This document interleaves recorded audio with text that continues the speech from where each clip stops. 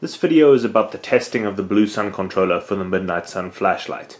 It's mostly getting the hardware to work, doing a bit of PID tuning, which the PID controller is how the board decides what duty cycle to use on the boost converter, and we end up with a successful LED test fire at about half capacity.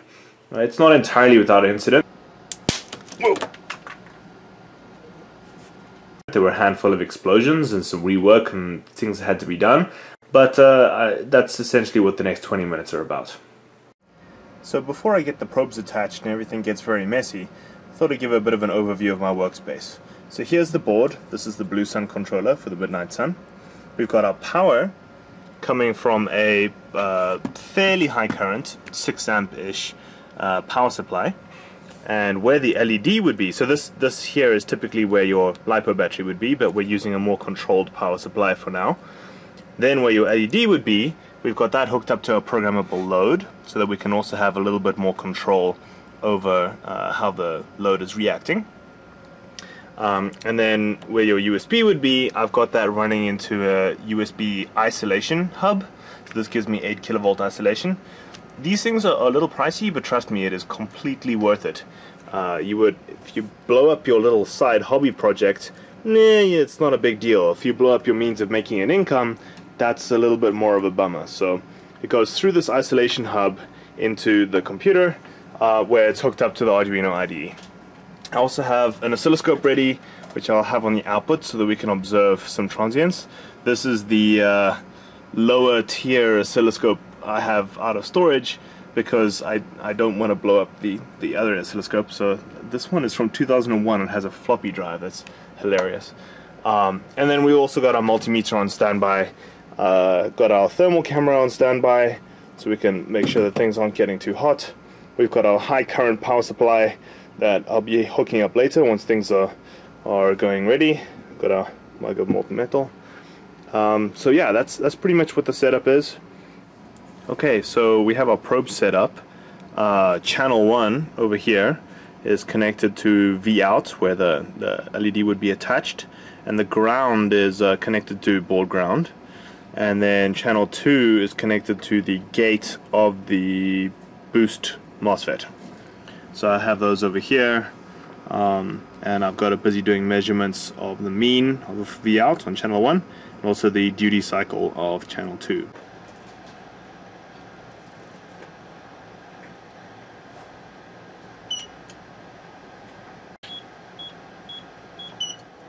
Okay, take 2. So I've changed the constant load so that the maximum permissible voltage is now at 50 volts, so it won't beep at me at 40 volts. And we're going to try this again. Now if it beeps, I know that something's actually wrong. Yeah, something is wrong.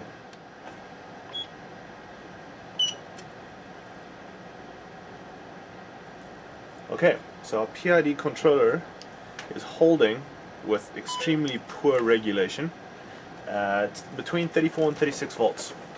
Here you can see we are regulating between 34 and 36 volts with some terrible oscillation, which we will take care of in a bit. We are drawing about between 2 and 4 amps, oscillating around there. And this is our boost control waveform. Now that it's been holding for a little bit, let's see what the temperature of the system is like.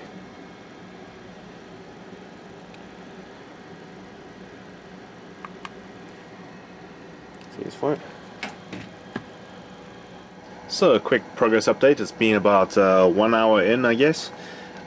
Things going relatively well. This is the waveform that I'm getting now at it's about 35-ish volts at a 500 milliamp on a 40 ohm load. You can see that there's a bit of a problem. We've got a 3.8 volt peak to peak ripple, which is probably not a problem for the LED, but it's also not ideal. So I need to try and work out why I'm getting that. So we're at 20 milliseconds per division here, and our voltage boost feedback circuit is running every 10 milliseconds, So this period of oscillation lines up with our control, so it's probably that our proportional control is hunting around the set point. So I guess we could probably fix this by reducing the strength of our proportional control and adding in some integrative control, because I don't think I have an I term at the moment. So that's what I'll try next. I did have one small incident where there was something wrong with my load switch code, so the load was not connected, and so obviously then it's going to be in discontinuous mode, and I haven't written the code for that yet, so it quickly spiked up to about 85 volts, and you'll recall these are rated for 80 volts, before I managed to switch it off. So I'm very glad it did not blow up, but we'll keep going. Okay, things are going well. I've reduced the oscillation, well, I've reduced the low frequency oscillation. I will take a look at that noise. That may need to be corrected with circuit changes, but my oscillation is now well within the 3.8 volt band, so that I think is fine. We're also no longer seeing the surging on the power supply. We're seeing a very smooth 2.7 amps on the input, and we are getting 0.8 amps on the output at 34 volts. So everything is going pretty well. Basically, I removed the I term. I actually did have an I term, and I've reduced the proportional term, quite halved it essentially. I'm probably going to ignore this problem for now, but here are the waveforms that are causing this high frequency noise. This is the V out. This is where our noise is actually present. This is 20 volts per division, so this is a nearly 40 volt peak to peak ringing that lasts about 20 to 40 nanoseconds. This is the boost switch gate. Oh, sorry, yeah, the boost MOSFET's gate. And the switching that comes from the microcontroller is about 40 nanoseconds ahead, and it goes high and it exhibits some of this ringing on that line as well. This is the power supply for the decoupling caps right next to the MOSFET driver. This is about 4 volt peak to peak ringing here. I don't know if this would really cause it, because that MOSFET should be well conducting at this voltage anyway. I mean, at the bottom of this ringing, the voltage is still so high. That would be, you know, maybe 8 volts, and this MOSFET is conducting well above 5 volts. So I don't know if that's really the problem, but I can try adding some more decoupling capacitance. Otherwise, I'm going to see if there's some slew control I can put on the microcontroller output drive, or perhaps put some series inductance, series resistance to prevent ringing on the trace. So I don't actually know what the problem is here. If anyone knows, please let me know. Okay, so I added some more decoupling capacitance over there, another 10 microfarad and 1 microfarad right next to the chip there, and the waveform still has the same characteristics. So I don't think that this is power supply to the MOSFET driver. So I'm going to investigate the slew rate on the microcontroller drive signal. So I've upped the drive strength of the microcontroller pin that's driving the gate or the boost converter, and I'm still seeing this, so I don't think this is a drive strength issue either. I think it's probably an oscillation on the drive pin, so I'm going to try some series resistance, but I'm going to do that later because it involves cutting traces, and if I break things, this high frequency noise is not actually really that important, so I'll do that experiment later. Okay, here goes. Safety squints. Okay, so we are at the next step of tuning the PID loop. We have a program that shifts between 32 volts and 38 volts every 3 seconds, and we currently do not have an I term or a D term, so we're entirely proportional control, and our proportional control will only really work near a set point of 35 volts. So if you look at what we're actually observing, we're at 33 volts when we're supposed to be at 32, and we're at 35 volts when we're meant to be at 38. So now we're going to slowly add in the I term and hope that it can compensate for this. Okay, we're getting closer with our I term. The bottom cursor is at 32, the top is at 38, which is what we're jumping between. And you can see that it slowly approaches each one. So the initial proportional term is incorrect, it's off by a couple volts. Then the I term brings it in where it's meant to be. So I think if we make the I term a little stronger, we might be able to get there, or perhaps use the D term, although I think that the way the PID is written here, a change in set point will not trigger a reaction from the D term. Okay, so we've got the PID to the point where it's not insane. We still have the high frequency noise, but that's not super important for our application, and we'll track that down later. So we're about to do a test burn at like half capacity. We have this, well, I guess it's a quarter. We have this set to 40 watts, essentially 1 amp, and we're going to do the same load stepping or set point stepping between 32 and 38 and see how it reacts at the higher power. Slight overshoot at the beginning, but that's fine. And we are pretty much smoothly stepping between the two set points. We're maintaining a consistent 1 amp output across our load. Smooth consumption of the input power. See how we're doing on thermal. I'll put a screenshot up here. We're at 33 or 34 Celsius by the central switching circuitry, so we're doing okay. Now, I can't really test higher power with this power supply because I can only go up to 6 amps. So I'm going to switch over to a battery pack and hope that it doesn't explode on me. Okay, so we're going to put a Dean's T connector on here so we can hook it up to a 3S LiPo cell and do some full burn tests. So I'm using one of these RC car batteries. This is rated for an 80 amp discharge, and it's a 3S cell, so these are pretty cheap because they're mass produced. So I'm thinking this is probably the kind of battery we would use for the flashlight. So I'm going to be plugging this in, and I'm not overly fond of the idea. These things are not that different from hand grenades. So I've got some side cutters standing by. I think it's probably quicker for me to cut the cable if something goes wrong than it is for me to try and unplug it. Also means I don't have to touch the battery if it's busy short-circuiting or something. So we'll see. I'm going to be keeping a close eye on that and watching what the voltage looks like, and also looking at how much current's going into the load. But I actually don't really have an ammeter I can use to check that I'm not drawing too much current from this. But hey, 80 amps, I should be fine, right?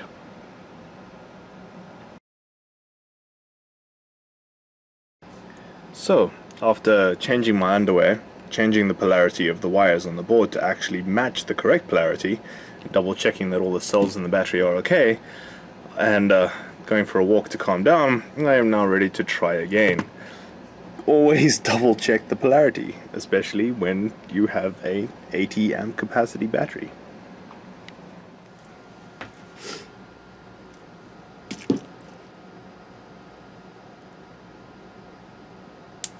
Whoa! That's why you wear eye protection, damn. She has chooched her last. The primary load switching MOSFET has decided it explosively does not want to continue. So something is obviously broken. I'm gonna have to work out what's going on before I replace that component and continue. I'll probably switch back to a regulated power supply while I iron things out.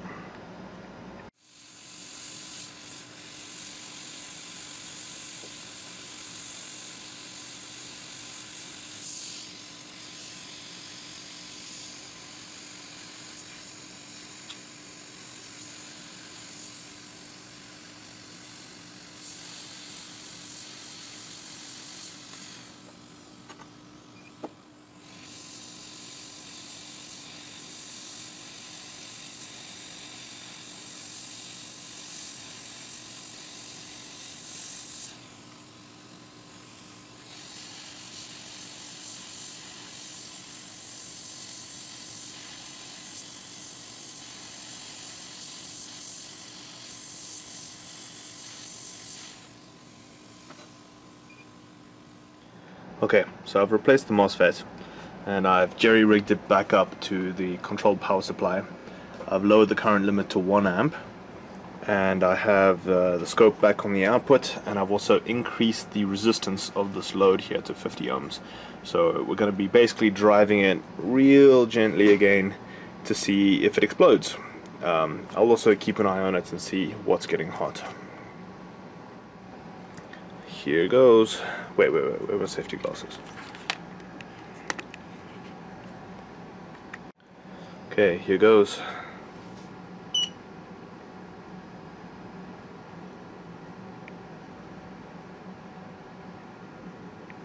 Nothing's happening. We're not actually even drawing current.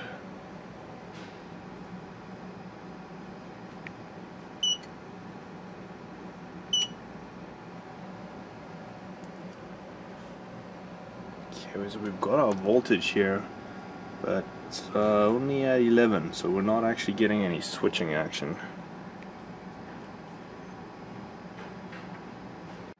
So I figured if it wasn't working on the controlled power supply, odds are the microcontroller was fried. I mean, reverse polarity 12 volts with unlimited current will do that, I guess.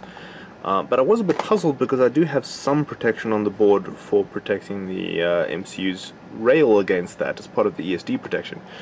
So I put it on J-Link and I tried it out on JTAG and it was okay, and I've just reprogrammed it on USB. And if it's properly enumerating and getting programmed on USB, it's unlikely that there's anything wrong with the microcontroller. So it might be that the MOSFET driver is dead, so we're going to have to do a root cause over there. So I found the root cause for the MOSFET exploding thing. If you look at the voltage on the gate, you'll see it's a steady state on, which is really bad. You never want the boost MOSFET to stay on. The exploding thing is completely normal in response to that. But the microcontroller is actually fine. If you look at the signal from the microcontroller here, we're seeing the PWM. So it must be that the MOSFET driver itself is dead. Because this you never want the signal on the gate. So I guess what happened was, when I reverse polarized the battery, it blew up the MOSFET drivers. The microcontroller was protected by the ESD protection on the VCC rail, but the drivers are directly connected to the battery line. And they have a decently thick trace to that as well, so they probably got really high current through them. It probably fried both of them. And then when I plugged the battery in the correct way, this was on full duty, and we basically just ramped up the current through the inductor until we exceeded whatever this was rated for, which is pretty scary because I believe that this MOSFET is rated for something ludicrous, in the way more than 20 amps. So yeah, lots of current. But this board is designed to be, the PCB is designed to be very resilient to this kind of thing by itself. So I'm pretty sure if we just swap out those components, everything will continue to work. So let's try that. So now we're in an interesting situation. I can't operate at too low a current because I'm in discontinuous mode on the inductor, and I haven't done the firmware for that yet. So I have to operate at some minimum current, but that is also equivalent to some minimum amount of danger. So I'm gonna set this to 4 amps as the limit, which actually should be fine. This should, even if it was a dead short, this board should be able to sync that 4 amps as a dead short just fine. And I've got the load increased. I'll set this as a constant current at say 0.5 amps. I can work out how to get it to do that. So that would be, if this were a 38 volt target, half an amp on this load would be equivalent to under 4 amps over here. It's roughly 4 times. So we're just gonna have to power it up and see what happens. Wait, where's my safety glasses? Okay, safety squints engaged. Oh, no. That's no bueno.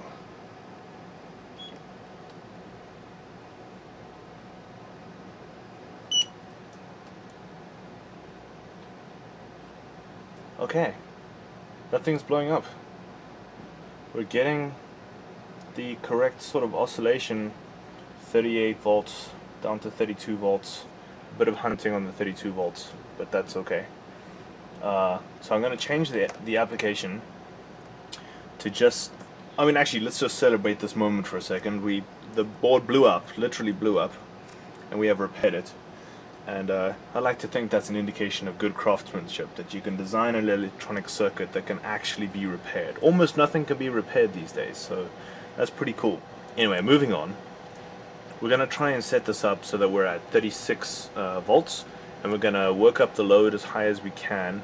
We're going to do some power on sequencing testing, because if there's some kind of 1 in every 5 event on power up where it latches the inductor, not a big deal on this power supply, but a very big deal on the lithium battery. So once we've verified that, we will try again on the battery, and if it doesn't explode this time, we will hook it up to the LED.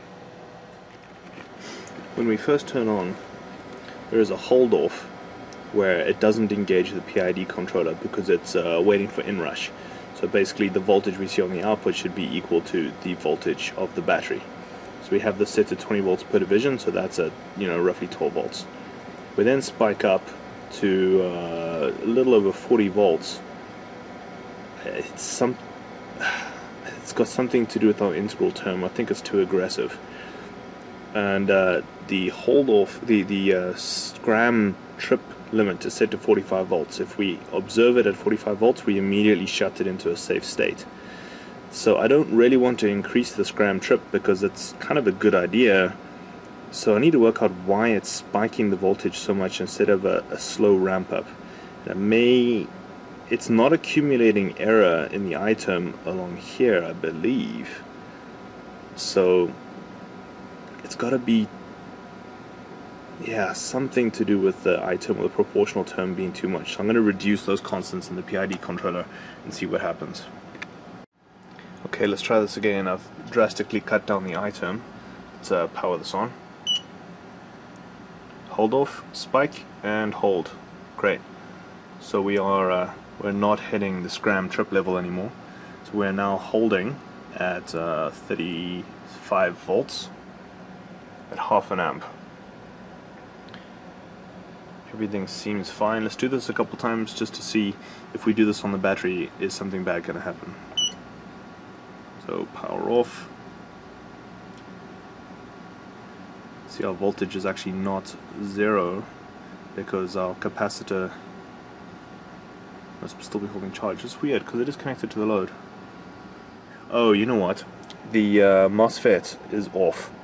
So actually what we should probably do is short this out. Right, so what we're going to do is just short the drain and source of the MOSFET. There we go. So now our caps are empty, just so that we're starting the test in the same way every time. Okay, let's power on. Start up, hold off, spike, and hold. Okay, that looks good.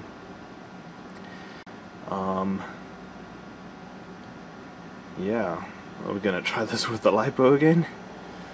Why not? Okay, I've cleaned my workspace up a little bit. I'm wearing some crusty gloves I found. I'm ready to try this LiPo experiment again, and hopefully not explode anything. Okay, let's double check everything. Polarity is correct. Our load is attached and on. Would be bad if the load were not attached. Oscilloscope is on and measuring. Okay, let's try this. Oh wait, safety glasses. Okay, safety glasses are engaged. Oh man. Okay.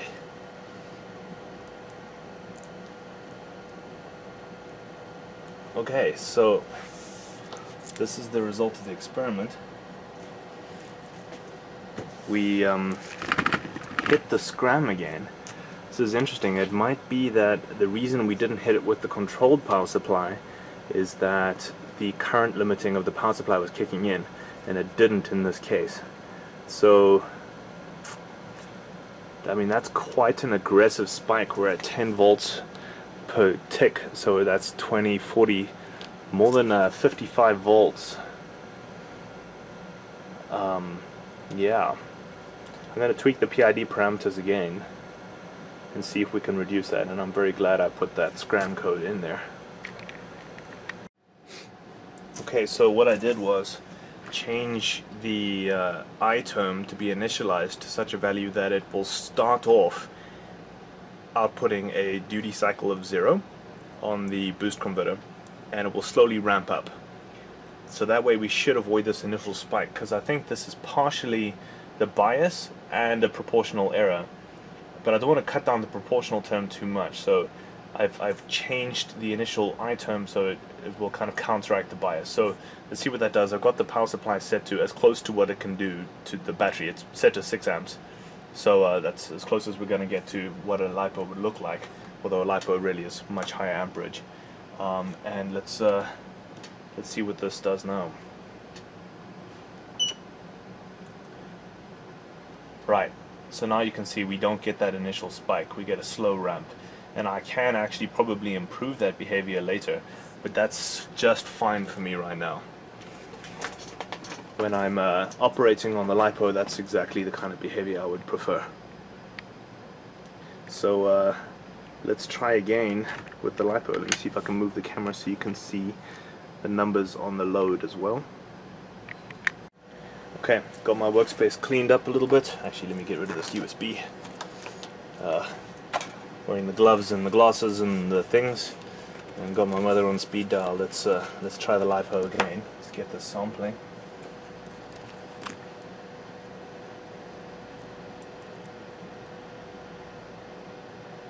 Fantastic. It did not blow up. Okay, that looks good. Let's try at half power. What I'm gonna do, yeah, you remove the battery, the cap stays charged. That's gonna nail someone. I might put like a bleeder resistor or something in there, otherwise one day someone using this flashlight's gonna shock themselves. So let's change the load, and let's set this to constant power, and let's set this to actually let's emulate the flashlight. So we're at the voltage roughly that the LED would be at. It's supposed to be a 3.2 amp. I'm not going to jump straight to that because I haven't tested anything close. So let's go, we've tested roughly 1.1 amps. Let's go for 2 amps. 2 amps. Which is still, we're still talking about a lot of power. At roughly 40 volts, 2 amps, that's 80 watts. It's a significant amount of power we're working with here. And I'm going to use the capacitor draining tool. Yeah, there we go. Now she's good and empty. We're ready to try this experiment again. Okay, well, I'm a little nervous. We've got this set for 2 amp load. Let's check everything's okay.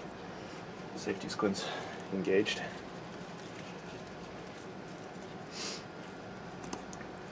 $80-watt output run test. There we go. Ramping up. 70 watts. We're holding at 70 watts.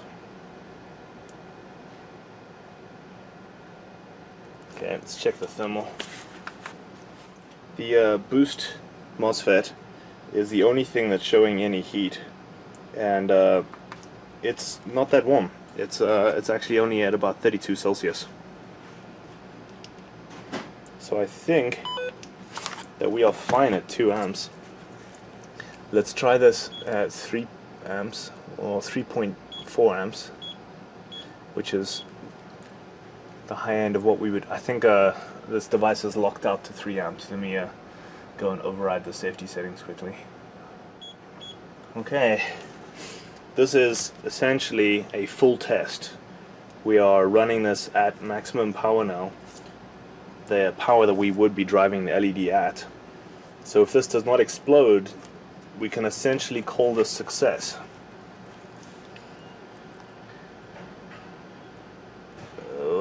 Contact. No? Ah. Ramping up. 3.4 amps, 35 volts.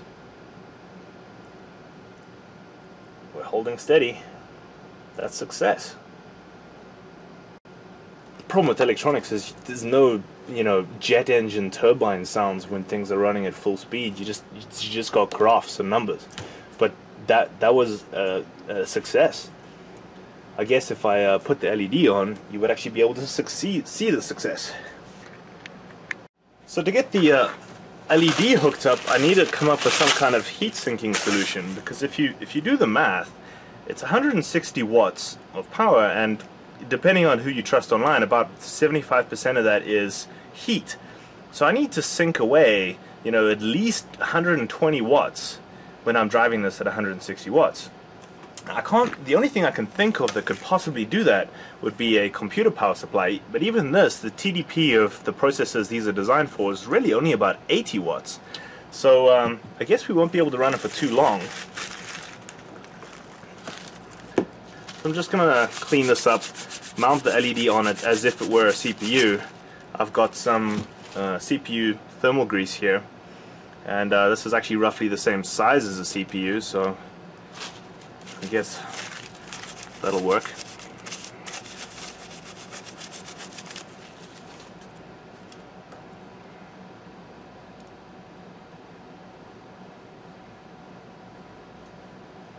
So for those people who have opinions about how you apply thermal grease on CPUs, probably shouting at me now. I'm applying quite a bit because the surface of my heatsink is a little bit rough, and it's got these crevices here where the heat pipes are. So let's get that on there.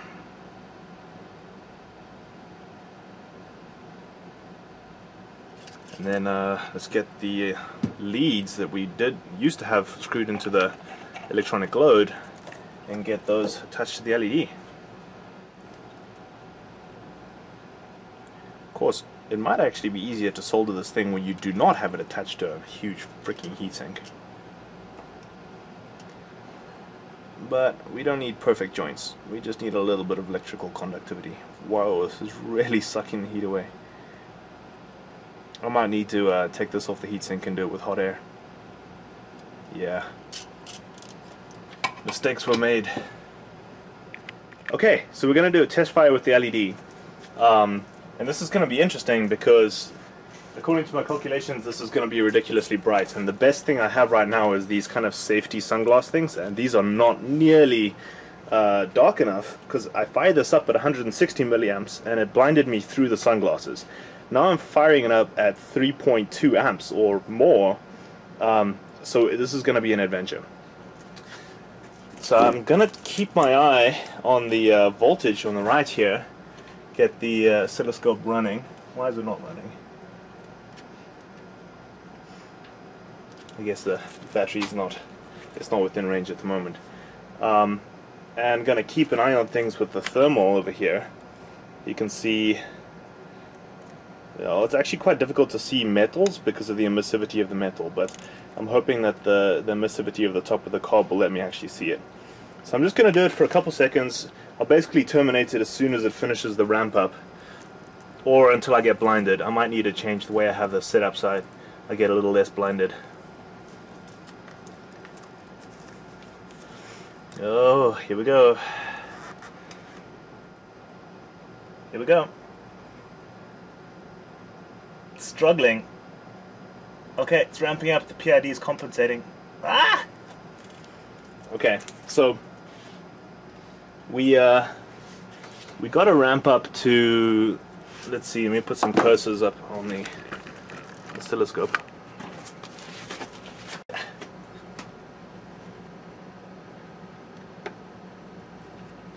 So we initially stopped at about 31 volts, which is a little lower than I was expecting, because remember this is programmed for 35 I think at the moment. Then it started compensating a little bit. I guess this is the I term kicking in, and we hovered at about 35. I saw some pulsing on the LED though, so that might be that the high frequency noise we were seeing earlier is actually visible. It's not as present on the waveform now because I've got the 20 megahertz bandwidth limiting on. But if I do this with that bandwidth limiting off, you'll see that there is actually still quite a bit of noise that we haven't got to the bottom of. But we did get the LED to go a little bit. Now, the flashlight is actually designed to do current mode control of the LED. There's two PID loops, one which does voltage control, and a slower PID loop which updates the target voltage based on the current that is currently flowing through the LED. I do not have the second PID enabled. So we're basically just doing voltage control, and our target was 35 volts, which should still be a significant fraction of the LED output. So I'm going to try this again and see if we can capture how bright this is. See if I can get the oscilloscope in frame.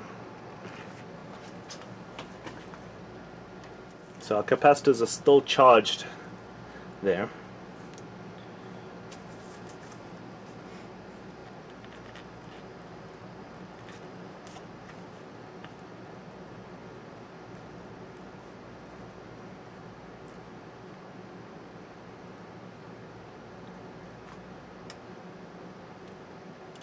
Okay, PID's compensating and ramping up. We're at our target voltage, and you can kind of see the hunting of the PID loop.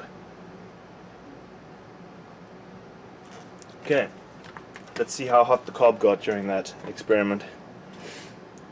Actually, it's not that bad.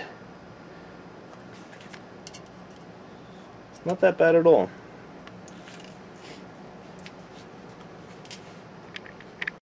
So I'm going to do this again. I've switched off the bandwidth limiting on the oscilloscope so we can see this high frequency noise that probably what's causing the visible flashing. And I'm not sure if the visible flashing shows up on the camera, but it's basically very high frequency flash. It's definitely perceivable. Okay, contact. It's ramping up. There we go. I term starts to dominate, LED starts to get a little bit brighter, and now we're getting our flashing. Right, so now when we freeze this, and you can see on the waveform there the high frequency noise I'm talking about. I'm actually not going to form a hypothesis because everything I've tried to form so far has been wrong. I don't think this is actually the PID loop, because if you zoom in on this, if I had captured at a higher sampling rate, you would see that the duration of that is very low. Each of those spikes is maybe 100 nanoseconds long. So this can't be the PID loop, it's much too high a frequency. And it syncs up with the switching of the MOSFET. So I think it's some ringing in the circuit somewhere, which I may be able to damp with some series resistance on some of the traces. But I think this is a good, successful test fire for now. And I'll work on getting the current mode PID and suppressing that noise from now on. So yeah,